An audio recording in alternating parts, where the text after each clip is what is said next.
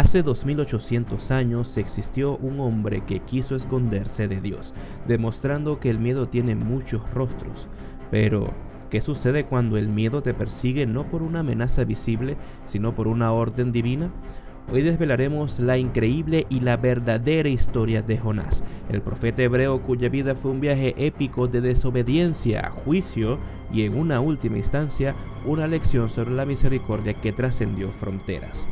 Nos situamos en el siglo 8 a.C., una época de efervescencia política en el Antiguo Oriente. Jonás, natural de Gat-Hefer en el reino de Israel, era un profeta reconocido. Había predicho éxitos militares que devolvieron a Israel su antiguo esplendor bajo el rey Jeroboam II. Era un patriota, un hombre de Dios, hasta que Dios le dio la misión de su vida. La orden fue simple y aterradora. Levántate y ve a Nínive, aquella gran ciudad, y pregona contra ella, porque ha subido su maldad delante de mí. Nínive, la capital del imperio asirio, no era una ciudad cualquiera, era el corazón de la potencia más brutal y temida de la época, el enemigo implacable de Israel. Para Jonás, ir allí no era una misión, era una traición. Y es aquí donde nuestra historia de suspenso comienza, con la decisión de un hombre de huir de lo ineludible. Jonás no dudó, pero su decisión no fue obedecer, fue escapar. Y para escapar de la presencia del Dios de Israel, que se manifestaba en su tierra, eligió el camino más largo posible, Tarsis. Desde Jope, en la costa mediterránea, Jonás compró su pasaje. Tarsis representaba el fin del mundo conocido, la distancia máxima. Su lógica era simple: si no voy, no cumplo, y si no cumplo, Nínive será destruida. Así, su conciencia de israelita podía descansar tranquila. Subió al barco, pagó su precio por la desobediencia y, creyendo que había burlado al Todopoderoso, se durmió en lo más profundo de la nave. Pero un hombre no puede huir de aquel que hizo el mar y la tierra. El cielo se oscureció, las aguas se agitaron con una violencia que no era natural. Una terrible tempestad golpeó la embarcación con una furia implacable. Los marineros, hombres de mar curtidos y temerosos de sus propios dioses paganos, se aterraron.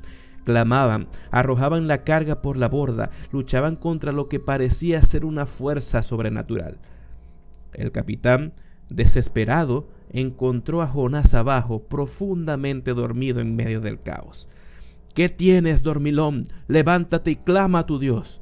La acusación era un eco de la ironía. Jonás huía del único Dios que podía salvarlos.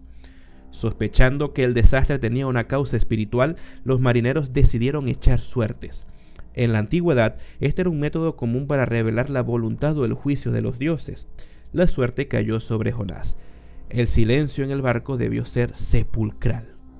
Presionado, Jonás no tuvo más remedio que confesar su identidad y su crimen. Soy hebreo y temo a Jehová, Dios de los cielos, que hizo el mar y la tierra, y he oído de su presencia. El terror de los marineros se hizo ahora aún mayor, pues entendieron que estaban lidiando con el juicio del Creador. ¿Qué haremos contigo para que el mar se nos aquiete?, preguntaron. La respuesta de Jonás fue su primera señal de aceptación del destino. Tomadme y echadme al mar, y el mar se os aquietará. Con el temor y ruegos al Dios de Jonás para no ser hallados culpables de su muerte, lo arrojaron al mar, e inmediatamente el mar se detuvo en su furia. La calma fue tan abrupta como la tormenta, dejando a los marineros atónitos y temerosos del Dios que Jonás había intentado abandonar. El profeta se hundió en las profundidades creyendo que iba a la muerte, pero el plan de Dios no era su fin, sino su reclusión. En un giro que desafía lo natural, Dios había dispuesto un gran pez para que se tragase a Jonás. El hombre que había querido escapar de la presencia divina se encontró ahora en un lugar más oscuro, más estrecho y más ineludible que cualquier prisión en la tierra, el vientre de una criatura marina. 3 días y 3 noches duró su confinamiento. 3 días que, para la teología hebrea, representaban la máxima desesperación, la antesala de la resurrección. Allí, en el vientre del pez, Jonás tuvo que enfrentarse a sí mismo. No podía oír, no podía dormir, solo podía orar. Y su oración es un lamento de desesperación y un reconocimiento de la soberanía. Clamé de mi angustia a Jehová, y él me oyó. Desde el seno del Seol clamé, y mi voz oíste. Las aguas me rodearon hasta el alma, el abismo me rodeó. Jonás reconoció que la salvación no viene de un barco o de una tierra lejana, sino de Jehová.